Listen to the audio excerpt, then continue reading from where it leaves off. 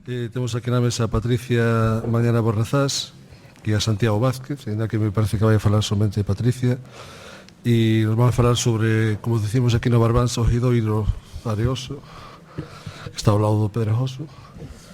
E bueno, cando queiras.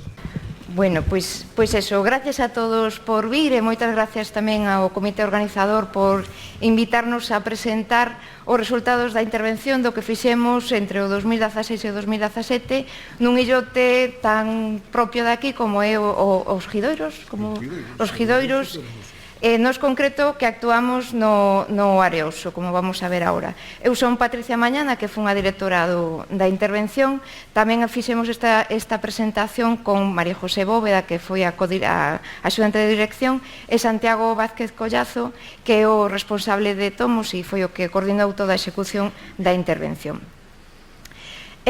Vamos, como temos só 30 minutos, para nós podíamos estar un día inteiro falando desto, pero vamos a resumir moito os resultados do que fixemos nos nesta intervención. Vamos a moitas veces pasar así en pinceladas, esperamos que vos interese ou que vos provoque para seguirnos no noso blog ou para interesaros polas próximas publicacións que esperamos que empecen a sair dentro de pouco. Este proxecto arqueolóxico foi promocionado e financiado pola Xunta de Galicia, pola Consellería de Cultura, nunha actuación que pretendía, como vedes aquí, unhos obxectivos moi claros que, sobre todo, é documentar unha zona con alto risco de desaparición. Xa houbera estudios previos nos finales dos 80, principios dos 90, que daban relevancia e importancia á cantidade de achados e restos arqueolóxicos que aparecen aquí neste illote do medio da ría da Arousa, e nos últimos 10 anos estaba bastante claro todo o grado de erosión e como, por exemplo, a subida do nivel do mar xunto con outros factores estaban erosionando todo este illote e sacando a luz restos arqueolóxicos e destruíndos. Dentro do proxecto da Xunta de Galicia e co deseño que eles nos propoñían, a proposta é buscar documentar correctamente estos restos antes de que se destrúan e facer toda unha serie de documentación xeral en todo o illote para documentar estos elementos que cada día se están a destruir e cada día se están a perder. Isto tamén entra en relación cun plan que empezou no 2015 cunha pequena intervención que levou a cabo Tomos tamén, na que se fixo toda unha serie de intervencións nas zonas intermareais e nos areais precisamente co obxectivo de acadar información sobre este sitio. Así, os elementos que centraron a actuación do 2016-2017 foron, en primeiro lugar, a Mamo A4, que vedes aquí unha secuencia de imaxes de como evolucionou e como se foi perdendo material a medida que foi pasando o tempo e que as mareas cada vez chegaban máis cerca do elemento. Aquí vedes unha foto do 88 da campaña que dirixía Manolo Rey, e que nese momento aínda se veía moi claramente as estruturas de pedra, sobre todo o túmulo, a coiraza e parte do túmulo aínda empezaban a salir e verse no borde da playa. A partir de, sobre todo, 2005, empezou a identificarse máis claramente os restos do propio dolmen, hasta que en 2011 estaba nesta situación e se colocou un murete ou un gabión para protexer este monumento dos embates do mar. Este avance de erosión tamén é moi claro na zona intermareal, ou sea, na zona que todos os días a marea cubre e descubre, e sobre todo na parte oeste do istmo, onde hai unha cousa que nos chamamos paleochan, pero polo que nos din os expertos xeomorfólogos que coñecen moito mellor que nós a evolución da costa e das dinámicas costeiras, non é un paleochan, nos agora llevamos a chamar intermareal oeste, para ser máis correctos. Estos son onde fixemos 2 sondeos este ano e aquí vedes a situación, unha superficie oscura que é un paquete negro no que aparecen moitos restos arqueolóxicos, como estaba no 2015 e como estaba no 2017, que está reducido a esta parte. Este seguramente é a zona que máis gravemente se está a perder e a que ten unha grande cantidad de material realmente moi chamativo, como vamos a ver de pasada nesta intervención. Os obxectivos que nos plantexamos nesta intervención, de acordo coa Xunta de Galicia, foi sobre todo caracterizar estratigráficamente e da mellor ou do xeito máis detallado posible o estado e a historia da Mamoa 4, que vedes aquí a planificación desta intervención. Pero tamén combinala con outras estrategias de documentación arqueolóxica, como é a prospección superficial, máis a realización dunha serie de sondaxes puntuais en elementos singulares deste intermareal, para así tratar de rescatar o que agora mesmo se está perdendo, ou que se estaba perdendo cando estuvemos nós no último verán, e documentar estes restos arqueolóxicos. Tamén tivo unha parte fundamental, a restitución dos restos que nos excavamos na Mamoa 4, con toda unha serie de medidas que non podo detallar aquí por non alargarnos, pero que procuraron volver a encher, a cubrir parte da área excavada, deixar a cámara visible para que este elemento tan singular estivera accesible e que a xente que pase por ali poida identificar que este illote está cheo deste tipo de restos arqueolóxicos, enchendo ademais con pedra, sobre todo nas zonas que todos os días a auga chega hasta aquí, para que esta estrutura aguante o mellor posible, incluso colocando varias das pezas de cuberta que no momento que nos chegamos e intervimos estaban descolocadas, como vamos a ver agora. Outro elemento fundamental que se planteou desde a Dirección Xeral de Patrimonio Cultural e que nós tamén apostamos por ela foi toda unha campaña de comunicación que vos, se queredes, e se vos interesa este tema, ainda podedes visitar, porque foi unha campaña moi intensa no que procuramos dar noticias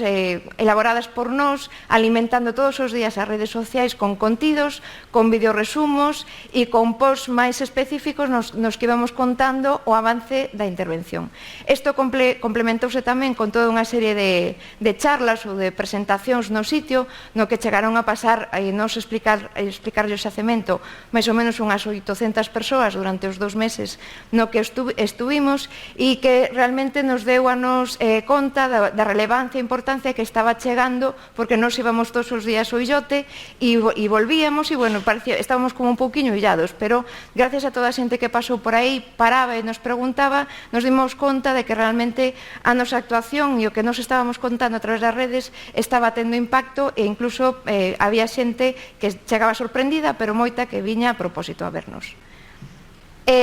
Traballamos aquí un equipo durante 2 meses e pico, 2 meses e unha semana ou 2 semanas, un equipo de entre 6, 7 arqueólogos en campo todos os días, que tedes aquí o equipo completo, todos os códigos xunto con restauradores, o equipo, teño que agradecerlle personalmente toda a súa implicación e paixón, que gracias a súa boa labor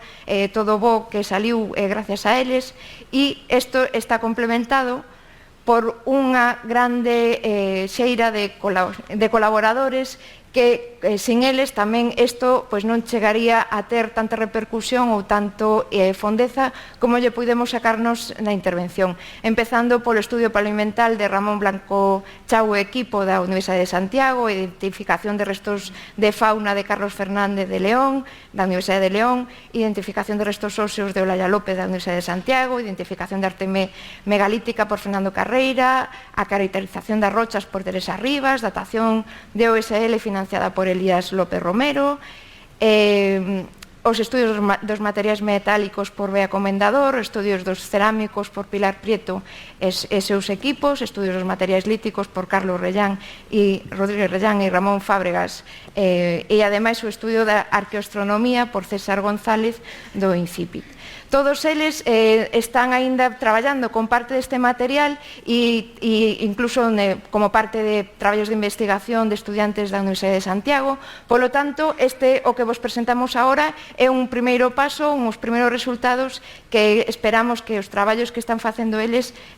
van a darlle moita máis relevancia e a sacarlle máis partido do que fixemos nos hasta agora. Isto é un resumen de toda a xente que intervimos aquí, porque aínda que o equipo arqueolóxico era pequeno, sin eles todo isto non sería posible. Vamos a entrar xa no resumo dos resultados. que isto é un resumo,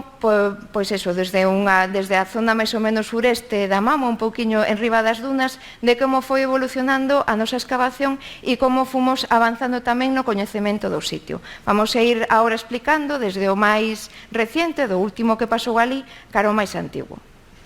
O primeiro que fixemos foi retirar a duna que se situaba na área de excavación sobre a Mamo A4. Esta é unha zona de especial interese natural, é unha zona LIC, ten eso, por exemplo, nós tuvemos que esperar para empezar a intervención a que acabaran de criar unhas aves, as píllaras eran?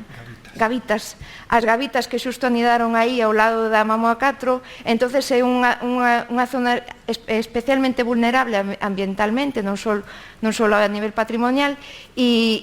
tamén tuvemos en conta estes condicionantes para a nosa actuación arqueolóxica, procurando, evidentemente, non deixar absolutamente ningún lixo, tamén non provocar basura no noso fase de enchido e restitución dos restos da zona de excavación, e na nosa propia o día a día, evitando pisar plantas, evitando estorbar animales e axudando a toda a xente que viña a visitarnos a que tamén fixera deste compromiso medioambiental parte do seu compromiso e que non se subira as dunas, etc. Esta duna se superpoñía sobre a Mamo a máis ou menos uns 2 metros e nos levou a nos unha boa parte do noso traballo de campo, prácticamente 9 días, se non recordo mal. Empezamos primeiro perfilando, limpando os perfís para ter de primeira vista unha identificación da sucesión dos distintos momentos do xacemento. Unha cousa moi interesante e da que temos que agradecer moito o que falamos con Ramón Blanco Chao e todo o seu equipo é, polo menos eu, o que aprendín de dinámicas costeiras e de dinámicas das dunas, o sea, do que aprendín das dunas. O que vedes aquí é o que pasou no Areoso máis ou menos nos últimos 2000 anos, no que houbo toda unha serie de momentos nos que a area se acumulaba e se iba acumulando encima da Mamo e outros momentos no que está vento polas razóns polas que se acumula a area. Era menos intensa, a zona se estabilizaba, crecía a vegetación e se crean para nós, para os arqueólogos, estas liñas máis oscuras que son todo isto é area, pero con isto nos permite identificar momentos de estabilización no que estas dunas pois estaban, como vemos agora, a parte superior do illote do Areoso.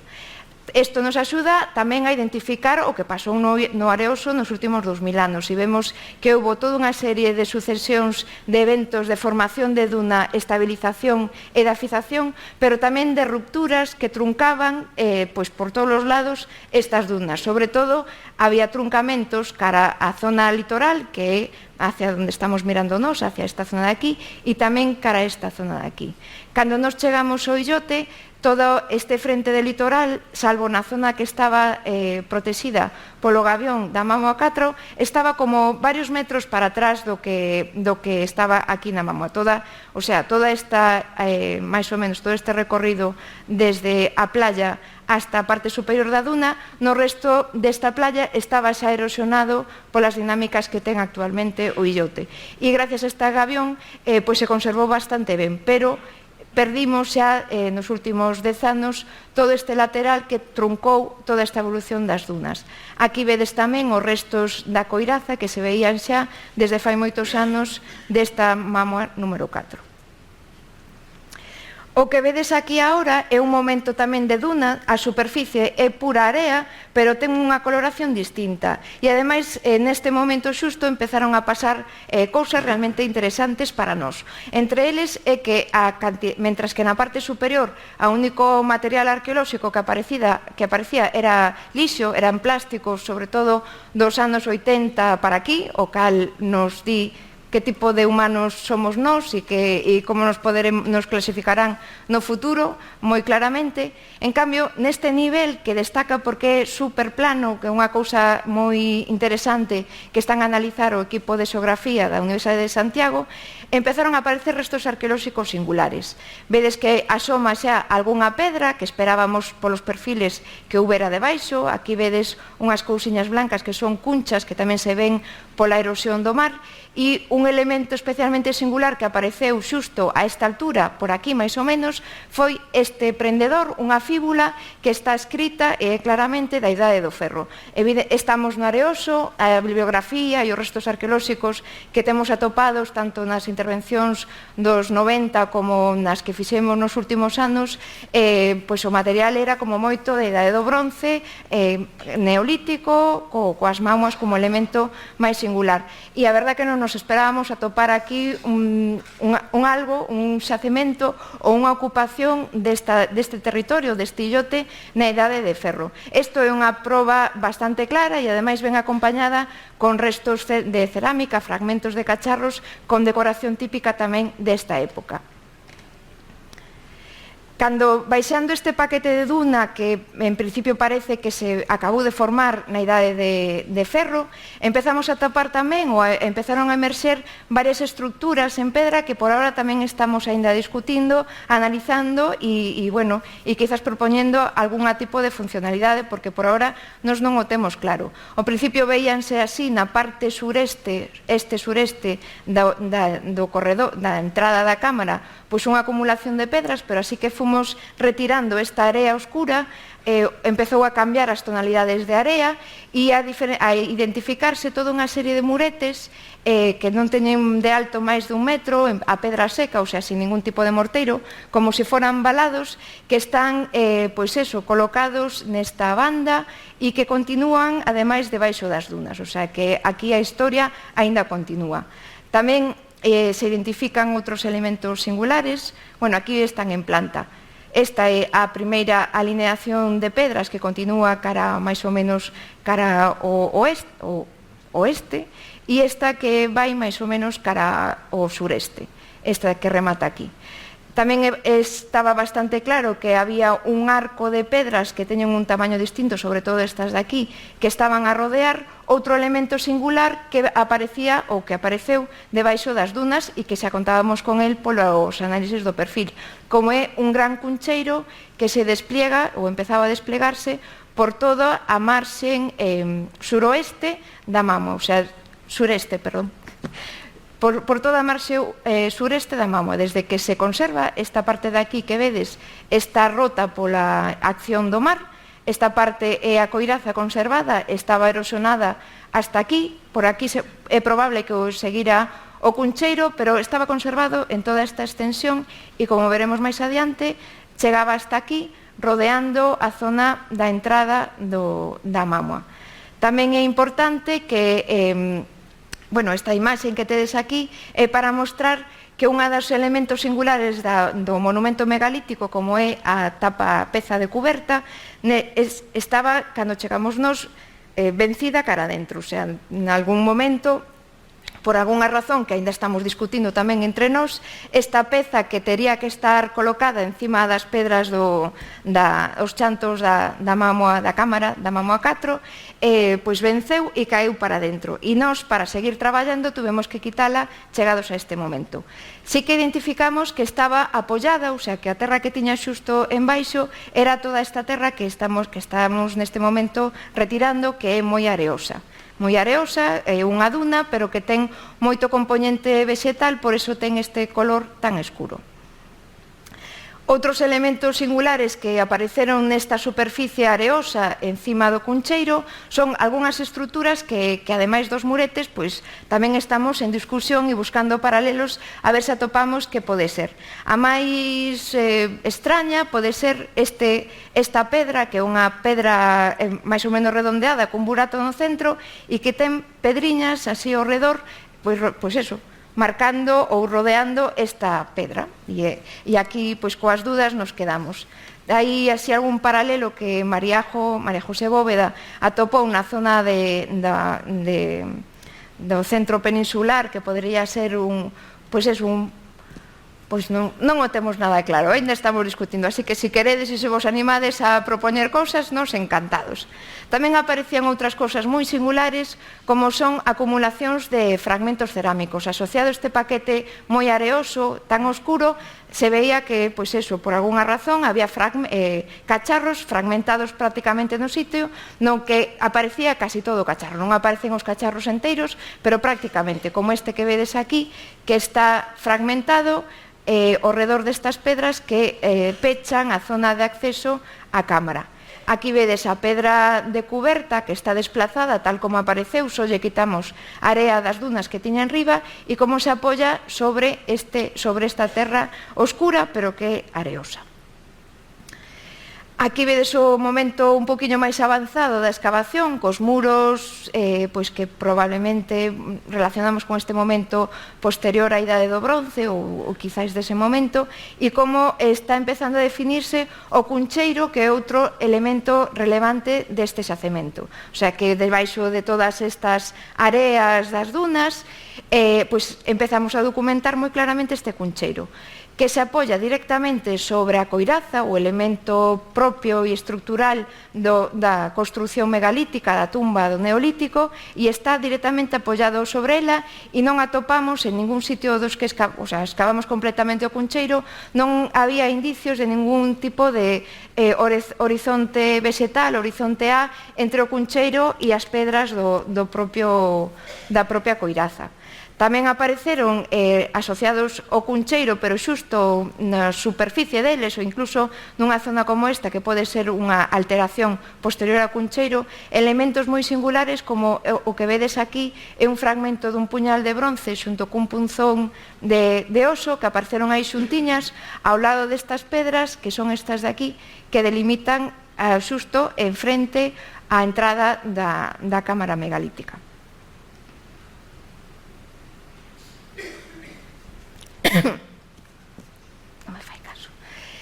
O cuncheiro que está a estudiar Carlos Fernández da Universidade de León está composto basicamente por tres tipos de cunchas, que son mesillóns en moi alta proporción, lapas e ostras. As ostras foron especialmente singulares porque teñen un tamaño descomunal, o sea, agora non hai ese tipo de ostras en Galicia, non sei se nin no mellor restaurante. Son ostras que teñen moitas capas, son ostras moi antiguas, agora non lle deixamos vivir tanto a este tipo de fauna, pero aínda que eran moi rechamantes,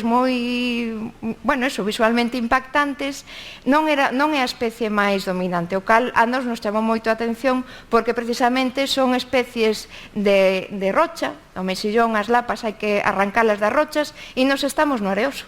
Entonces, deixo así tamén. Aparece de maneira máis singular ou menos con unha proporción menos importante tamén berberechos, ameixas e mezclado con todo este paquete de cunchas que ademais é moi interesante porque gracias ao calcio das cunchas se preserva moi ben toda a materia orgánica, se conservaron tamén espiñas de peixe, osos de ovellas, de cabras e de vacas ou terneiras. E mezclado con todo este paquete de cunchas, unha grande cantidade, sobre todo, de material cerámico. A maior proporción de material cerámico que se localizou nesta intervención apareceu precisamente en relación a este paquete de cunchas. Outra cousa tamén moi importante que identificamos neste momento en relación á acumulación de cunchas é que neste momento, que polo tipo de material relacionamos máis ou menos coa Idade do Bronce, se fixo unha alteración, unha violación ou desfíxose parte da cámara. En concreto, esta pedra que vedes aquí estaba completamente metida entre conchas, o sea, por enriba tiña conchas e por debaixo tiña conchas. É parte deste momento constructivo, en este caso destructivo, remexeron, esta xente entrou no dolmen, moveu as tapas, polo menos esta de aquí é unha das que volvemos a colocar no sitio. Esta foi xusto para sobre as dúas lousas de entrada da cámara. Esta de aquí seguramente tamén era unha lousa de cuberta, pero bueno, non o temos claro porque estaba partida e non coincidía en ningún sitio dos que se conservaba, pero sí que é moi claro que neste momento, pois seguramente na Idade do Bronce, ademais de chegar aquí ao Areoso nun momento no que a praia xa estaba moi cerca porque este sedimento está completamente formado por area, ademais a xente pois remexeu esta tumba que sería dos seus antergos e que xa estaba aí desde fai centos ou miles de anos. Isto que vedes aquí é un detalle do interior da cámara no que pasa isto mismo. Aquí hai un montón de pedras que relacionamos con esta fase de alteración relacionado coas cunchas que deixaron todos estes cascallos aquí en riba, todo isto é area, e o que vedes aquí, que non se ve moi ben porque había moita sombra, é no perfil que deixou, isto que vedes aquí, é un burato que deixou o mar nos últimos 5 anos probablemente, ou un pouco máis ou menos sería así, erosionando, entrando todos os días, sobre todo os días de mareas vivas e temporais, entrou na cámara e eliminou, destruiu parte casi a metade deste sedimento, sobre todo nas capas superiores. Pero o que vemos neste perfil é que tamén esta xente das cunchas entrou nesta cámara, pero só nos deixaron como evidencias unhas poucas cunchas, non é un cuncheiro ben formado con unha acumulación de cunchas como o de fora, sino simplemente son cunchas moi fragmentadas que vimos por aquí na parte interior e que nos axudou a delimitar este nivel de alteración do interior da cámara. Isto é un resumo do material que saliu entre o cuncheiro e esta fíbula que vos poñía antes, que é material, pois eso, algún claramente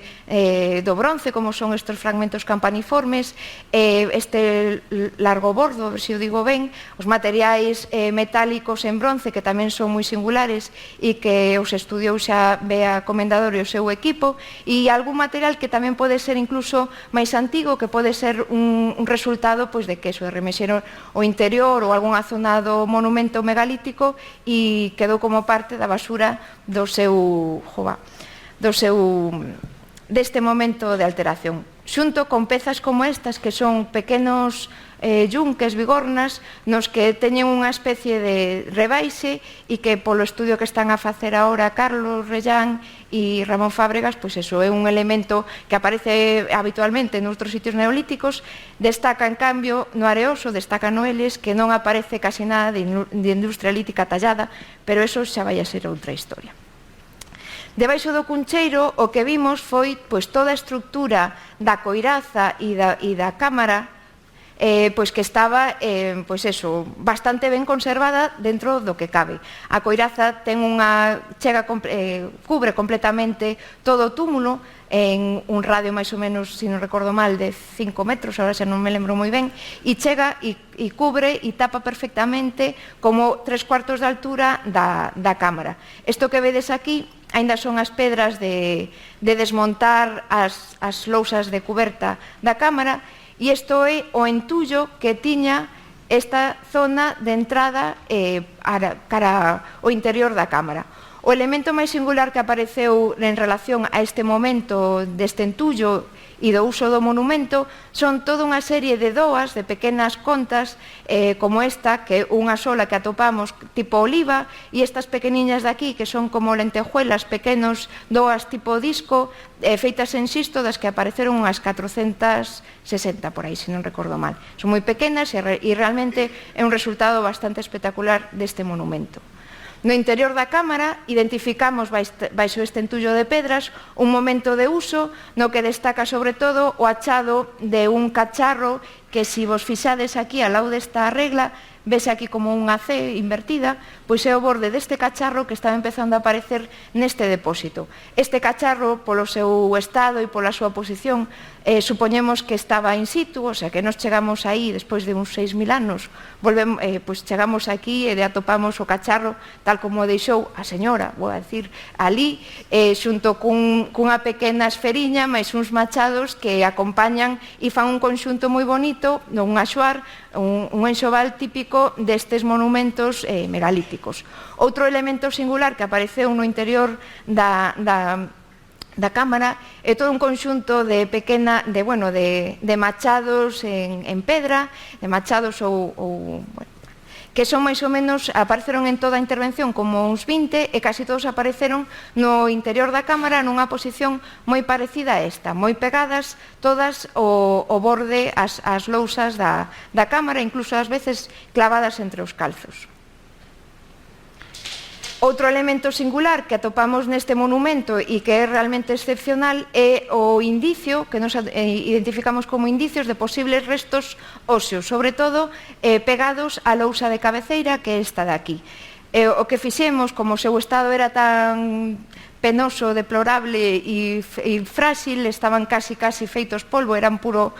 tal, con miralos xa se desfacía. O que fixemos foi extraelos en paquetes, como vedes este aquí, fomos delimitando onde aparecían estos osos, e o que estamos facendo aínda agora, despois dun proceso moi longo de secado, é unha excavación en laboratorio, a cargo de Olalla López, que vedes aquí, que estamos facendo a excavación en laboratorio dun destes paquetes. Unha cousa importante que pudemos saber xa é que, efectivamente, non era ilusión, era un poquinho de verdade que aquí apareceron osos. Isto que vedes aquí é unha serie de osos longos que estaban colocados contra, máis ou menos con esta orientación no interior da cámara. Isto é un detalle doutro fragmento óseo, pero están aínda así, a pesar de facelo no laboratorio, nun estado tan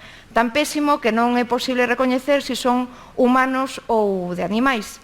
E tamén estamos aí con Olalla, ou está Olalla, que é a especialista, intentando ver se hai algunha técnica ou posibilidades de extraerlle máis información a todos estes osos que non se poden, ni siquiera no laboratorio, extraer de maneira enteira. Debaixo deste chan de uso, aparecía o chan de construción deste monumento megalítico, no que se veía un chan de terra moi ben preparado, unha serie de calzos que axudaban a que as pezas, os chantos da cámara asenten ben na súa base. Como vedes por aquí, eran bastante bonitos. E iso é outra cousa que nos encheu de satisfacción. Entón, pouco nos conformamos. Baixo esta terra de preparación e de estabilización do chan da cámara, identificamos unha superficie moi mineral deste color tan amarillo e excavado neles as fosas de implantación para colocar e para afianzar as lousas da cámara. Neste caso excavamos só unha sondaxe pequeniña contra a cámara de cabeceira e a outra parella do lado. No acceso pasa algo parecido ao que vemos no interior da cámara, pero quizás con un poquinho máis de resolución ou máis de detalle. Hai un momento no que se ve debaixo do cuncheiro un entullo,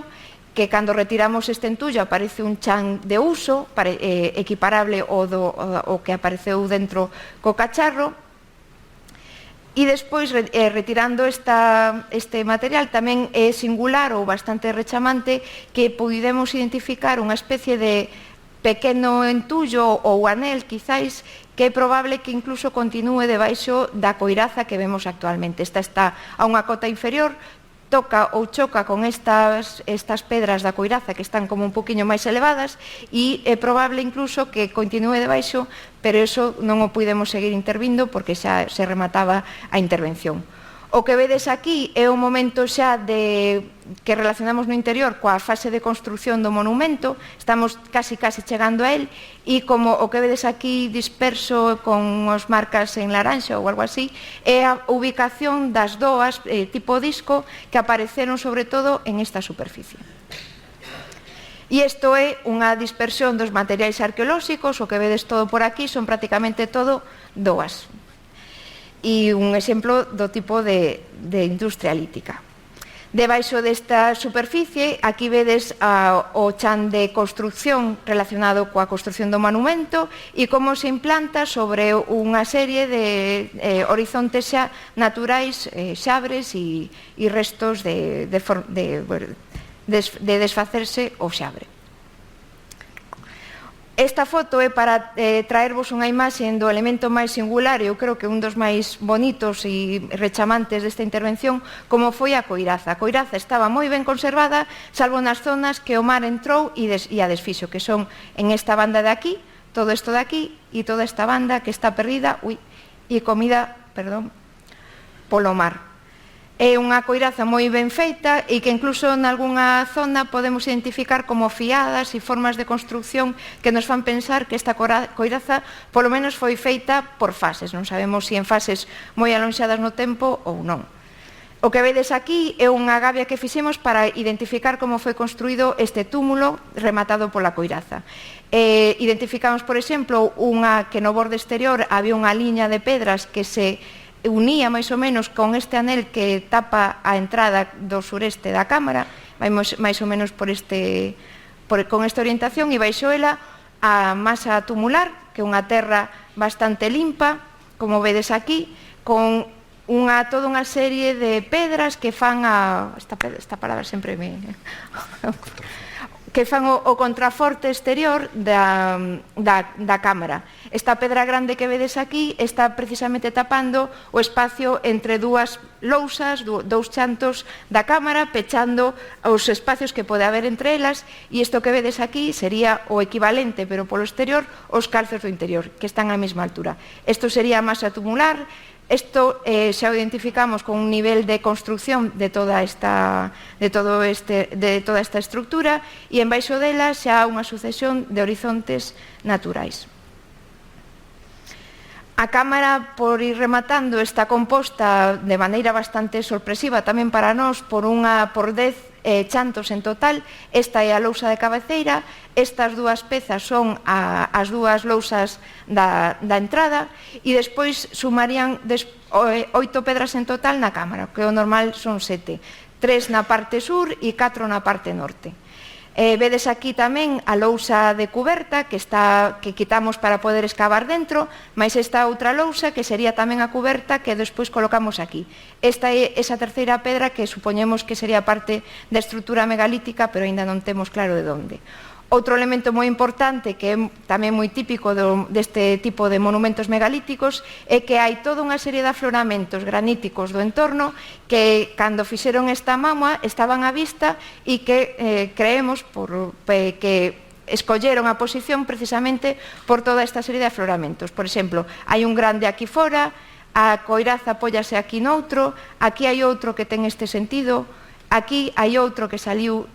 como cortando a entrada. Este grande de aquí é incluso parte da coiraza e hai outro máis aquí, o sea que está como no centro dunha serie de afloramentos.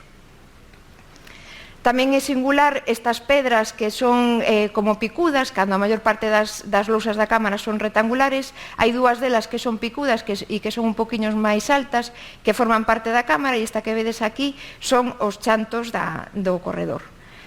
Isto é un detalle dos chantos do corredor, e outra cousa tamén salientable é que, aínda que intentamos buscar, e estuvo aquí Fernando Carrera analizando a superficie do monumento buscando restos de arte, non se atopou ningún tipo de resto de arte, nin grabado nin pintura. El propón que seguramente se deba a que o estado de conservación realmente non era tan bo como esperábamos e que está bastante erosionada a superficie, polo tanto, como el propón, e que nos estamos de acordo, se houve este tipo de restos desaparecerían, e incluso pode que desapareceran xa en un momento antigo. No resto do illote tamén fixemos toda unha serie de actuacións de prospección e sondaxes, e o elemento máis destacado, e por deixarvos así unha píldora, foi o achado en decembro de 2016 desta mandíbula, dunha mandíbula na que se conserva, que está en bastante bo estado de conservación, nesta zona do intermareal oeste, que é esta zona de por aquí, onde se acumula a maior parte dos achados de todas as prospeccións que se levan feito no Areoso. Como dato importante, e que non me deu tempo nada de falar das datacións que xa temos do sitio, esta mandíbula está datada máis ou menos no 200 a.C. Polo tanto, no Areoso, ademais dunha fíbula, temos o primeiro resto humano da Idade do Ferro de Galicia, o cal merece unha boa inversión tanto para analizar este resto que ten moitas posibilidades polo tipo de resto que é, que ten, incluso pode ser que teña restos de ADN, que se pode analizar onde viviu e onde morreu, o sea, ten moitísimas posibilidades, e esperemos que se acheguen fondos para poder traballar estes datos que estamos registrando. porque no estado que estamos ahora, bueno, e despois tamén excavamos un par de cistas que identificamos que se asuman en total 7 en toda esta zona do intermareal oeste. En total, pois eso, destaca que documentamos un montón de fragmentos cerámicos, moitos líticos, pero sobre todo queda moita información aínda que se está traballando gracias a todos os equipos de investigación que están traballando no sitio, como máis datacións de carbono 14, de OSL, o estudio que se fixo paleoambiental nos vai a dar moita información sobre o sitio, tanto os análisis da cerámica, dos líticos dos osos, vai a aportar moita información e sobre todo tamén queda unha batería importante de mostras por analizar, porque parte do plan era recollelos por se en un futuro algún plan de investigación de algún de vos, pois se pode poñer con el ou lle interesa traballar con el. Básicamente identificamos na mámoa varias fases importantes. No Neolítico construese e usa esta mámoa, faise con toda a estrutura da cámara, o túmulo e a coiraza que se pecha. Durante a Idade do Bronce é claro que o areoso xa é un ambiente moito máis parecido ao actual, o mar estaría cerca, chega a area hasta o propio monumento, cúbrese dela, e ademais ven xente que, pois, ademais de acumular ali un montón de cunchas e de outros restos de comida, expolian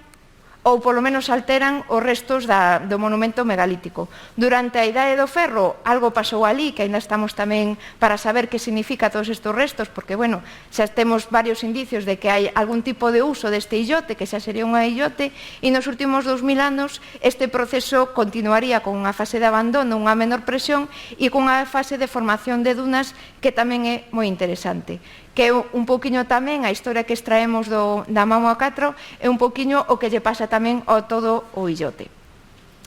E se queredes saber máis de nós, do que fixemos ou do que vamos a seguir publicando, podedes seguirnos neste blog no que seguiremos colgando noticias, e temos unha charla o 25 de maio na Illa da Arousa para explicarlle a todos os illáns e a calqueira que se queira acercar os resultados con un pouquiño máis de tempo. E moitas gracias a todos os que participaron na intervención e a todos vos.